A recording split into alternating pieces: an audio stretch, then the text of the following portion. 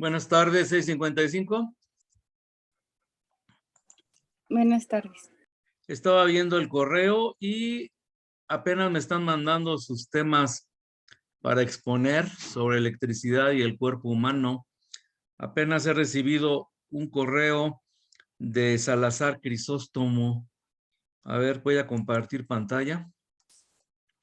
Aquí está, tema de exposición, pero nada más pusiste el tema. No pusiste otra cosa, Jessica. Ah, sí, nada más el tema. Bueno, eso es lo que voy a exponer. Pero ponme algo, más o menos qué es lo que pretendes exponer, ¿no? Por favor, ¿no? O sea, Sí, sí, profe. Profe, es Los que temas que voy a abarcar, ¿no? exactamente, sí, porque nada más pusiste eso, dije, bueno, está bien, pero pues no me dices otra cosa, ¿no? Entonces necesito ver qué es lo que vas a exponer para ver si realmente es lo que yo estoy pidiendo o no. O sea, la electricidad en el cuerpo humano, necesito que me expliques, ¿no? Así con unas 4 líneas, ¿no? Más o menos qué es lo que pretendes, ¿no? Exponer, por favor. Sí, se lo mando ahí en la tarde, profe. Por favor, los demás, ¿por qué no me han mandado nada? Porque ya necesito empezar a ver eso para ver cuándo empezamos a exponer todos. Necesito eso. ¿Alguien levantó la mano por ahí? ¿Quién levantó la mano hace rato? yo, profe, es que según yo íbamos a hacerle como la vez pasada que aquí en la clase nos iba a preguntar los temas y ya pues usted los iba a anotar. No, pero ahorita va a ser diferente. Ahorita en el correo mándame el tema que vas a exponer y ahí la relación con la física, qué es lo que vas tú ahí a ver, lo que me vas a poner, lo que vas a exponer, ¿no? O sea, necesito un poquito ahí de sustancia, ¿no? No nada más el tema, ¿no? Por favor. O sea, va a ser diferente, pues, esta vez. Y ya luego, según lo que me pongas, pues ya te digo si sí o si no. ¿Sí me explico, Elisette? Sí, profe, gracias. Porfa, ¿no? Bueno, porque ya es tiempo, ¿no? Ahora sí, creo que ya pasó semana y media desde que les dije, ¿no? Entonces, por favor, ya empiecen a mandarme sus temas con algo breve explicándome, ¿no? ¿Qué es lo que pretenden exponer? Bueno, a ver qué más teníamos pendiente. Aquí tengo el libro. Este es el de cálculo. Ay, me equivoqué. Vamos a ver. Aquí está, es este. Ok. Muy bien. Entonces estábamos viendo electricidad y lo último que alcanzamos a ver fue lo de fuente de fuerza electromotriz. Muy bien. Entonces, ahora vamos a ver ley de Ohm. Ok, déjenme buscar mi plumilla, que no la saqué. Ya decía yo que algo se me había olvidado. Aquí está. Entonces, vamos a explicar rápidamente antes de empezar a leer. Vamos a dibujar un sencillo circuito eléctrico, el más sencillo que se pueda. Aquí tengo una batería. La batería se representa con una línea larga y una corta. Y aquí tengo una resistencia. Por aquí circula una corriente. Y esta es una fuente de voltaje. Este es el polo positivo, la línea larga, y el polo negativo, la línea corta. Y esto representa una resistencia. Entonces, ¿qué me dice la ley de Ohm? Pues la ley de Ohm me dice simplemente, ya estoy empezando aquí a tocar el tablero. A ver, va de nuevo. La batería es el alambre, la resistencia. Por aquí circula una corriente I de intensidad de corriente. Aquí está una R de resistencia, la fuente de voltaje, el polo positivo, el polo negativo. Recuerden que el sentido de la corriente es como si los protones fueran los que se mueven.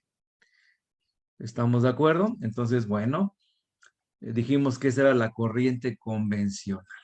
Ahora, la ley de Ohm que nos dice que la corriente es directamente proporcional al voltaje e inversamente proporcional a la resistencia. ¿Qué me dice esto?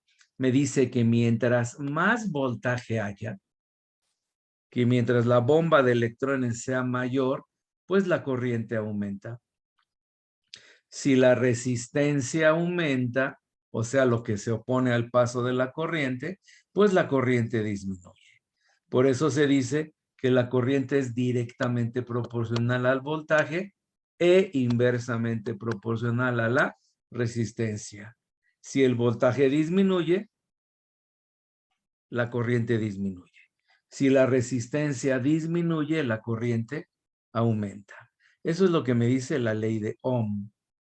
Entonces, vamos a ver también, esto es breve, vamos a, voy a borrar.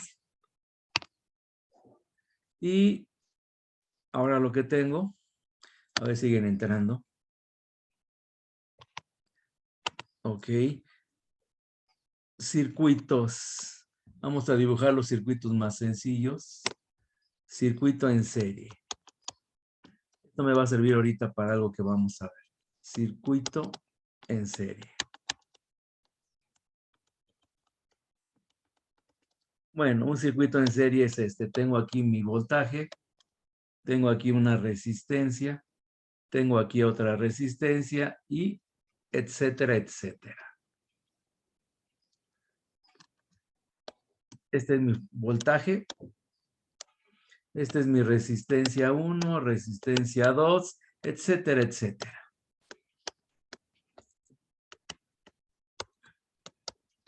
Evidentemente por aquí circula la corriente. Una corriente I. Circula por todo el circuito. ¿Qué significa eso? Simplemente viendo el circuito, pues la corriente es la misma para todas las resistencias, porque solamente hay un camino. Aquí sale otra vez la corriente y regresa a la batería. Entonces, esto es un circuito en serie, en donde solo hay un camino para la corriente. ¿Y qué pasa si de repente hay un hoyo? ¡Ay! Ya borré todo. Si de repente hay un hoyo, miren, estoy borrando. ¿Qué pasa aquí? Entonces va de nuevo, tengo aquí.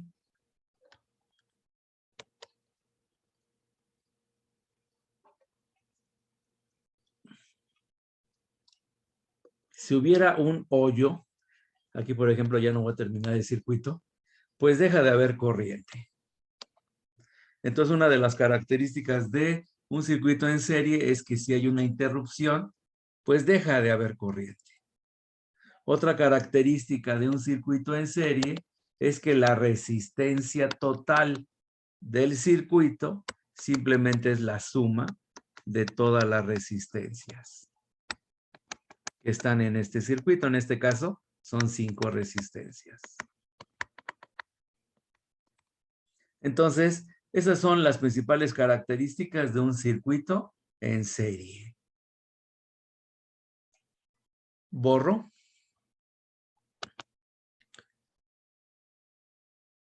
Ahora, circuito en paralelo.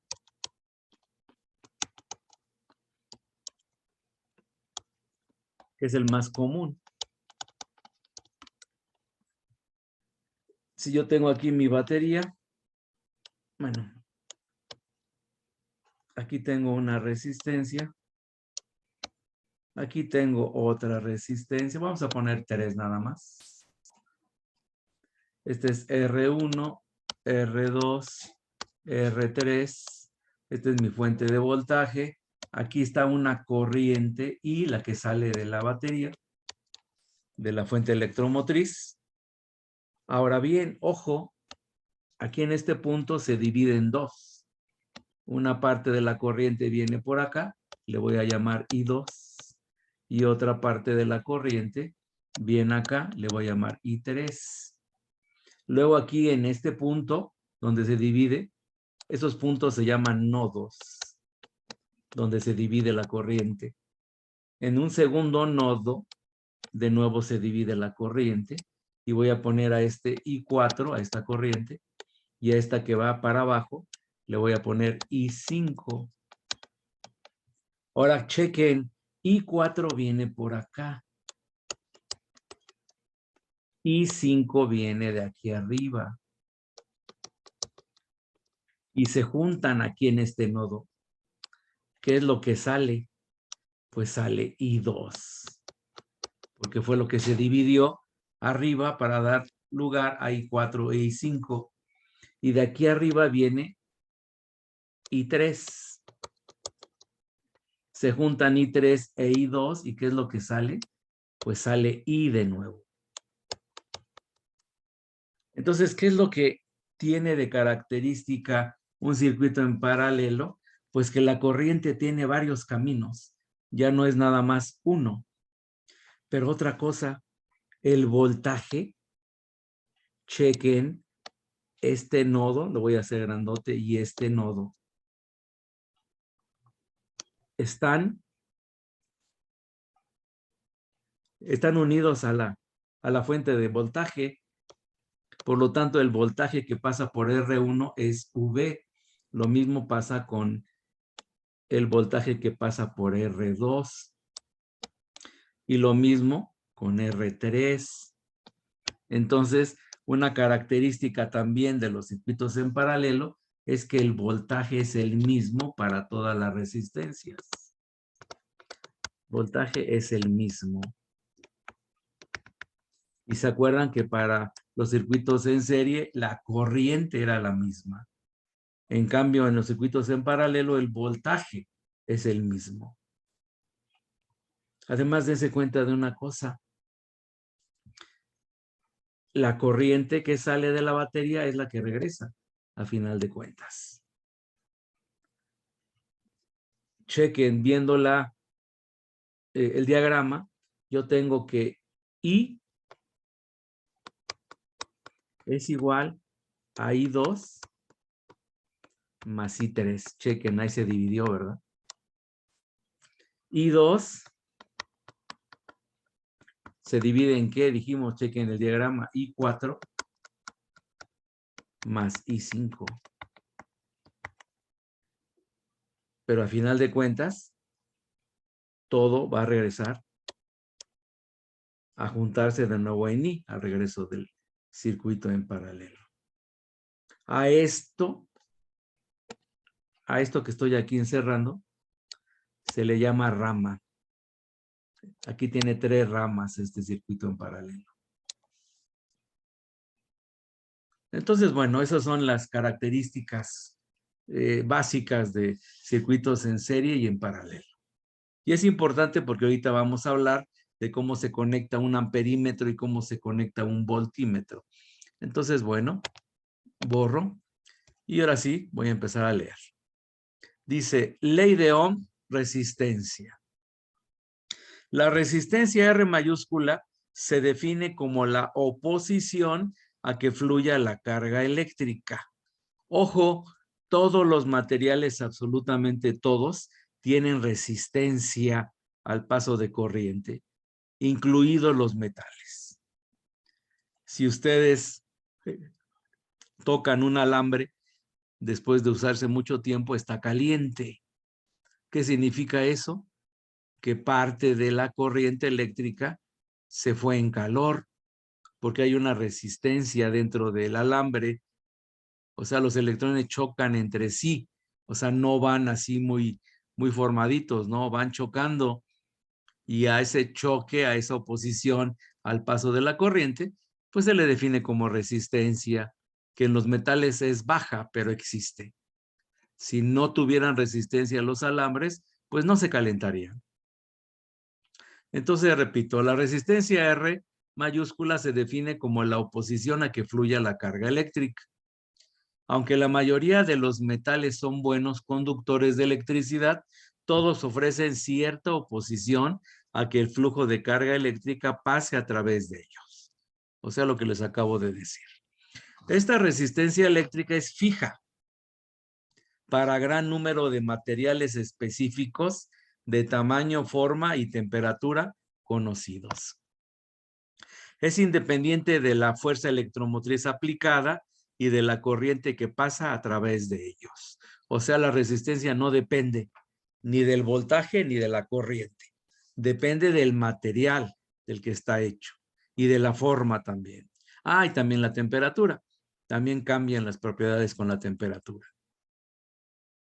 El primero en estudiar cuantitativamente los efectos de la resistencia para limitar el flujo de carga fue George Simon Ohm en 1826, o sea, ya tiene 200 años, ¿no?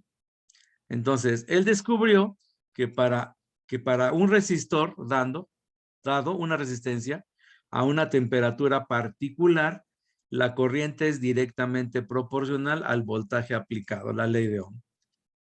Así como la rapidez de flujo de agua entre dos puntos depende de la diferencia de altura que haya entre ambos, la rapidez de flujo de la carga eléctrica entre dos puntos depende de la diferencia de potencial, o sea, del voltaje que existe entre ellos. Esta proporcionalidad se conoce en general como la ley de Ohm y formalmente se dice así: la corriente que circula por un conductor dado es directamente proporcional a la diferencia de potencial, que es el voltaje, entre sus puntos extremos. Y ahí faltaría la otra parte, que es inversamente proporcional a la resistencia. Por tanto, la corriente I que se observa con un voltaje V es un indicio de la resistencia. Matemáticamente, la resistencia R mayúscula de un conductor dado se puede calcular a partir de, y bueno, aquí está borrado el igual, pero aquí hay otra rayita. R es igual a V entre I. Y despejando el voltaje, me queda que el voltaje es I por R, pero recuerden que es más fácil acordarse al revés, R por I. Victoria es la reina de Inglaterra. Así se conoce la ley de Ohm, la mayoría la conoce así. Cuanto mayor sea la resistencia R, tanto menor será la corriente I para un voltaje dado V. La unidad de medición de la resistencia es el ohm, evidentemente en honor a este científico, cuyo símbolo es la letra griega mayúscula omega, que es como una herradura. Dada la ecuación, entonces, un ohm es igual a un volt entre un ampere. Los ohms son las unidades de resistencia. Los volts, unidades de voltaje, y amperes, unidades de corriente eléctrica. Una resistencia de un ohm permitirá una corriente de 1 ampere cuando se aplica a sus terminales una diferencia de potencial de 1 volt. Y bueno, ojo, chequen en este circuito. Aquí está mi batería. Este pues es más elaborado el dibujo de la batería. Aquí tiene 2 rayas largas y 2 cortas. Pero chequen el amperímetro, que es este símbolo, que es el medidor de corriente, se conecta en serie. Y en cambio el voltímetro se conecta en paralelo para poder medir. Lo cual es obvio. ¿Por qué tiene que ser en serie un amperímetro? Porque por aquí circula la corriente. O sea, va a pasar en medio. En cambio, el voltímetro necesita de 2 terminales para poder medir el voltaje que está recibiendo de la fuente electromotriz. Y este es el símbolo de reostato, que es una resistencia variable. Creo que ya les había dicho, ¿no? Esta flechita significa que se puede subir o bajar la flechita para cambiar el valor de la resistencia. Evidentemente, si subo la flechita para arriba, pues la resistencia es mayor. Si la bajo, es menor la resistencia. Muy bien. Ah, no borré todo. A ver. Ya está borrado. Entonces, ese diagrama de arriba es lo que tenemos ahí abajo en físico. La batería, ahí están 2 baterías unidas. El voltímetro, chequen que está conectado en paralelo. Chequen que este cable, por ejemplo, a ver dónde está la plumilla.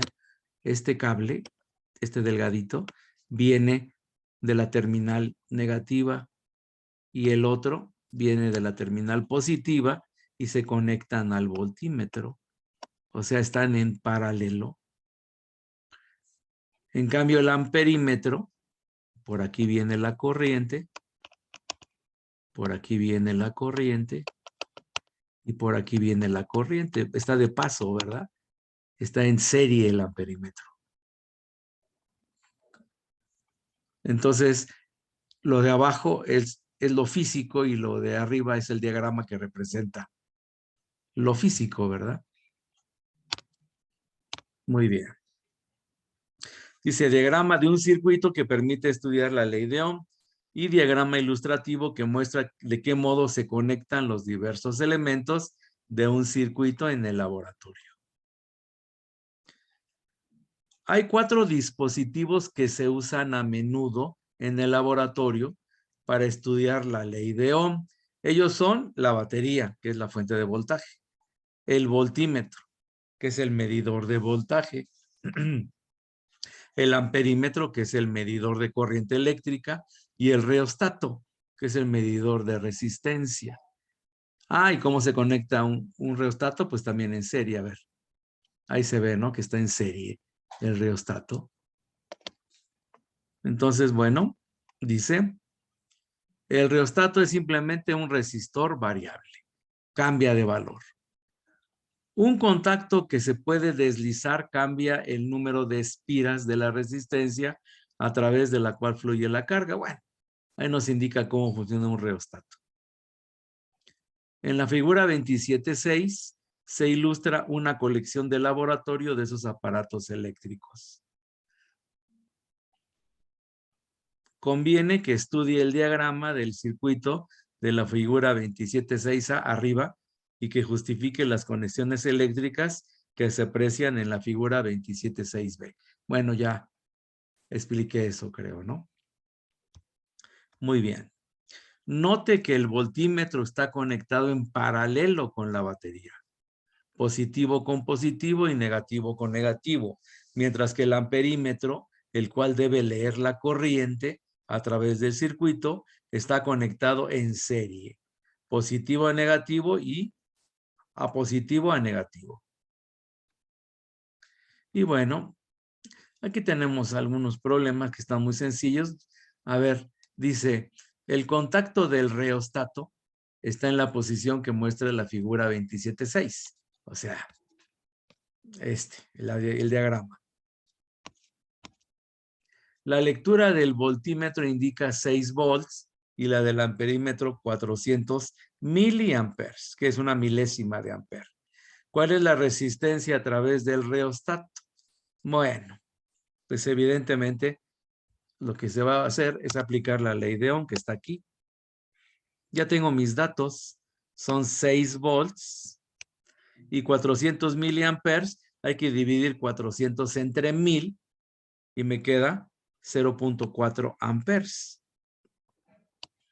Y dividiendo, pues me queda una resistencia de 15 ohms. Luego dice, ¿cuál es la resistencia a través del reostato? 15 ohms. ¿Cuál será la lectura del amperímetro si la resistencia se duplica? Bueno, pues simplemente de nuevo usamos ahora la ley de Ohm con la corriente despejada. El voltaje es el mismo. Y hay que duplicar la resistencia que encontramos, 30. Y dividiendo, pues me queda que la resistencia es de 0.2 amperes y lo convirtieron a miliamperes. Multiplicaron por 1000.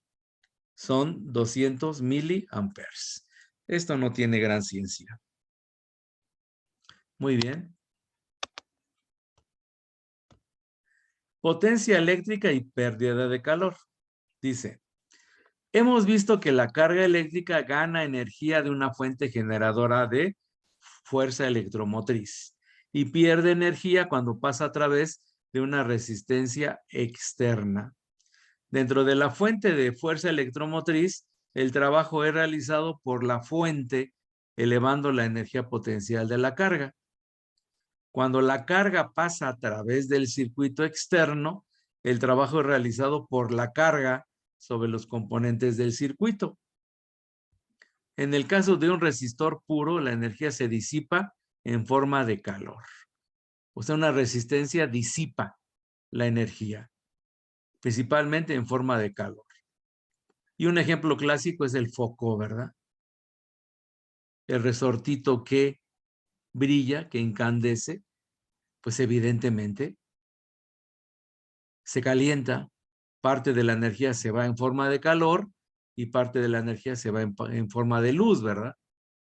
Pero dice que si fuera una resistencia pura, un resistor puro, pues solamente se convertiría en calor. Si se conecta un motor al circuito, la pérdida de energía se divide entre el calor, porque se va a calentar el motor, y el trabajo útil realizado. O sea, lo que haga el motor, lo que mueva el motor. En cualquier caso, la energía ganada en la fuente de FEM debe igualar la energía perdida en el circuito completo. Recuerden que la energía no se crea ni se destruye, solo se transforma. Entonces, la energía que estamos aplicando se convierte en trabajo, pero también se convierte en calor. Luego continuamos. Examinemos con más detalle el trabajo que se realiza dentro de la fuente de fuerza electromotriz. Por definición, se desarrolla un joule de trabajo por cada coulomb de carga que se mueve a través de una diferencia de potencial de 1 volt. Entonces tengo una fórmula nueva. Trabajo es igual a voltaje por carga. Aquí está. Donde Q es la cantidad de carga transferida durante un tiempo T. Pero Q es la corriente por el tiempo. Así que la ecuación se transforma en, y ahora se convierte, la Q es I por T. Entonces tengo ahora trabajo es igual a voltaje por corriente por tiempo. Donde I es la corriente en coulombs por segundo, este trabajo representa la energía ganada debido a una carga que pasa a través de la fuente de FEM durante el tiempo T. Una cantidad equivalente de energía se disipará en forma de calor a medida que la carga se mueve a través de una resistencia externa. O sea, se va transformando. La rapidez con la cual se disipa el calor en un circuito eléctrico se conoce como potencia disipada. Cuando la carga fluye en forma continua a través de un circuito, esta potencia disipada está por, y la fórmula de potencia es trabajo entre tiempo.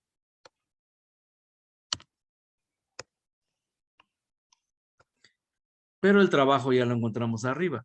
Voltaje por corriente por tiempo entre tiempo. Se me van los tiempos y me queda nada más que la potencia es igual al voltaje por la corriente. Dice, cuando V está expresada en volts e I mayúscula se expresa en amperes, la potencia disipada se mide en watts. Las unidades de potencia son los watts. Se demuestra que el producto del voltaje por la corriente da una unidad de potencia. Y bueno, ahí está el despeje de las unidades.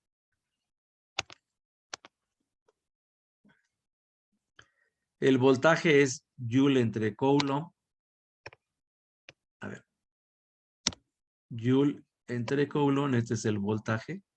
Aquí falta una raya. Y amperes son Coulomb entre segundo. Entonces se me van los coulombs y me queda joules entre segundo. Y eso se le llama watt. Y se representa con la letra W mayúscula. La ecuación 27.5, la que está arribita, se puede expresar de otras maneras usando la ley de Ohm. Bueno, no sé por qué sale raro. Aquí es un igual. Tenemos que potencia es voltaje por corriente. Y esto es lo mismo que corriente al cuadrado por resistencia. Entonces, tengo estas dos expresiones para la potencia eléctrica.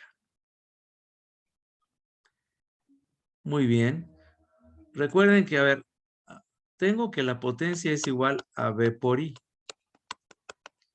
Pero recuerden que la corriente es igual al voltaje entre la resistencia. Entonces pongo un 1 aquí abajito. V por V es V cuadrada entre R, que es lo que tengo en el recuadro, ¿verdad? Entonces la potencia se puede calcular conociendo el voltaje y la corriente o el voltaje y la resistencia.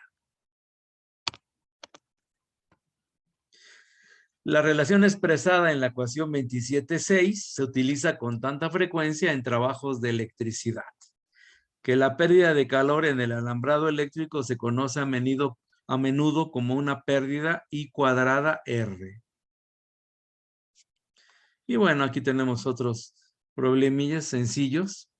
Dice, un ventilador de una oficina pequeña tiene una etiqueta en la base que indica 120 volts, 55 watts. ¿Cuál es la corriente de operación de este ventilador y cuál es su resistencia eléctrica? Si el ventilador se deja trabajando durante la noche 8 horas, ¿cuánta energía se pierde?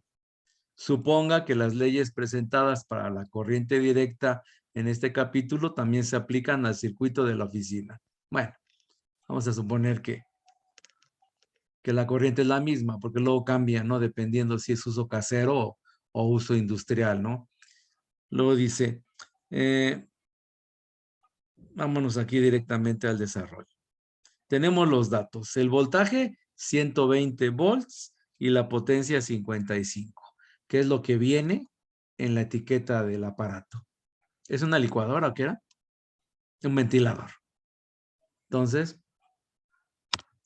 los datos son voltaje 120 volts y potencia 55 watts. Entonces, si usamos la fórmula potencia igual a voltaje por corriente, despejamos la corriente, divide el voltaje y me queda que la corriente es potencia entre voltaje, porque son los datos que tengo, 55 entre 120. Entonces, eso lo hice para encontrar la corriente que consume el ventilador. Y esta es la corriente, 0.458 amperes. Si divido entre 1000, si multiplico por 1000, voy a encontrarlo en miliamperes. Ahora la resistencia, ahora es con la otra fórmula, V cuadrada entre R. Si despejo R, este pasa multiplicando, la P pasa dividiendo y me queda que la resistencia es voltaje al cuadrado entre la potencia, que son datos que tengo. Entonces 120 volts al cuadrado entre 55 watts, haciendo las operaciones, encuentro que la resistencia del ventilador es 262 ohms. Ahora bien, recuerden, la fórmula de potencia es igual a trabajo entre tiempo. Pero yo lo que quiero es el trabajo, que es lo que se ha consumido de energía. De aquí yo tengo que el trabajo pasa multiplicando el tiempo, la potencia por el tiempo. ¿Qué es lo que tengo aquí? Ahora el tiempo hay que ponerlo en segundos.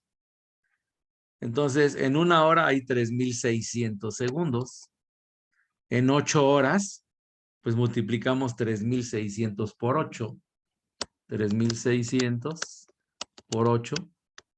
0048, llevamos 4. 24 y 4, 28. 28,800 segundos. Aquí lo ponen en notación científica. Y multiplicando 28,800 por 55, vamos a hacerlo sin notación científica nosotros. Ok, entonces tengo 55 por 28,800. Y esto es igual a 1,584,000. Y las unidades de trabajo son los joules. Ahora, para notación científica, tengo el punto decimal del lado derecho y recorro 1, 2, 3, 4, 5, 6.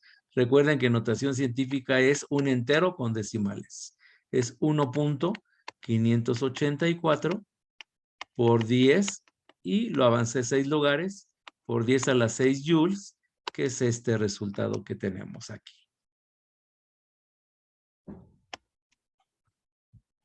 Y eso es lo que se ha consumido de energía en 8 horas. Muy bien. Borro.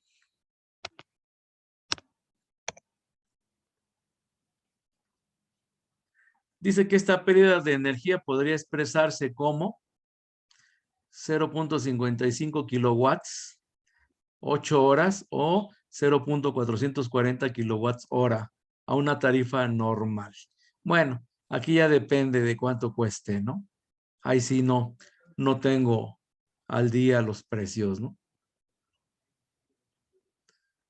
Bueno, y aquí está una propiedad de la materia que se conoce como resistividad. Dice, al igual que la capacitancia es independiente del voltaje y de la cantidad de carga, bueno, no hemos visto capacitancia, la resistencia de un conductor es independiente de la corriente y del voltaje, eso ya lo había mencionado antes. Tanto la capacitancia como la resistencia son propiedades inherentes a un conductor, o sea, depende del material nada más. La resistencia de un alambre que tiene un área de sección transversal uniforme, como el que muestra la figura 27.7 aquí del lado izquierda, se determina por los 4 factores siguientes: tipo de material, longitud, área de sección transversal, o sea, lo grueso del alambre, y la temperatura. Ohm, el físico alemán que descubrió la ley que ahora lleva su nombre, informó también que la resistencia de un conductor a una temperatura dada es directamente proporcional a su longitud e inversamente proporcional al área de su sección transversal. Y bueno, ya se me está acabando el tiempo, me acabo de dar cuenta. Es la resistencia es igual a esta letra griega, creo que es lambda, ¿no? Por L entre A, donde R es la resistencia, L es la longitud, A es el área y la letra griega, lambda, creo, es la propiedad del material que se conoce como resistividad. Y bueno, ya se me acabó el tiempo. Mañana seguimos viendo esta propiedad. Y por favor, mañana, mándenme su correo, por favor, con el tema y con lo que quieren exponer, por favor. Bueno, ya no hay tiempo para preguntas porque ya nos va a votar Zoom. Jovencitos, nos vemos mañana. Hasta luego. Hasta luego, profe. Hasta luego. Que tenga